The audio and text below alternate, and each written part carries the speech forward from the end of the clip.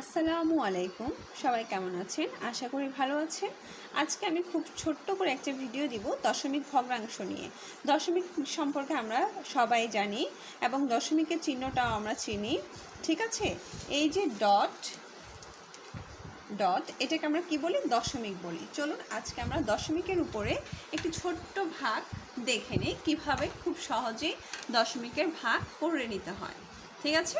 আচ্ছা, এটা হচ্ছে পঞ্চম শ্রেণীর অনুশীলনীর 7 খ থেকে নিয়েছে আমি দশমিকের চ্যাপ্টার, আর ভাগটা আমি দেখাচ্ছি। Let's go. খুব সহজে আমরা ভাগটা করব। আচ্ছা, আমার উদ্দীপকে কি আছে? 4.8। প্রথমে আমি দশমিক তুলব। দশমিক, এই যে দশমিক তুললাম, দশমিক তোলার নিয়ম হচ্ছে, জাস্ট আমি হুট করে তুলে দিলাম তা না।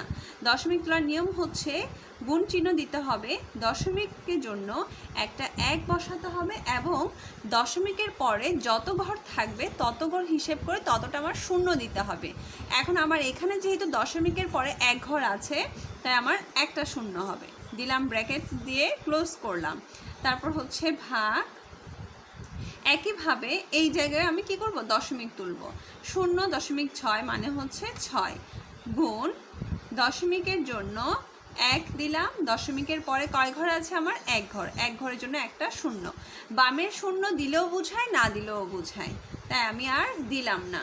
আচ্ছা, 48 গুণ 10, সহজে গুণ করলে 48 একে 48, শূন্য কটা আছে? একটা, বসিয়ে দিলাম। ঠিক আছে?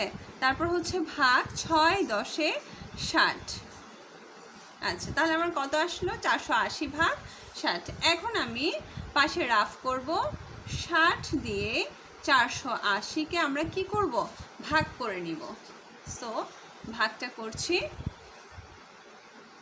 আচ্ছা, 60 ভাগ 480, 6 8 48। আমরা জানি 6 8 48, তাহলে 8 বার দিলে 6 8 48, এই শূন্য বসিয়ে দিলাম, অর্থাৎ 60কে 8 বার দিলে আমরা 480 পাই। তাহলে আমার ভাগফল কত? 8। সুতরাং নির্ণেয় ভাগফল 8। ওকে, দ্যাটস ইট। একদম ইজি।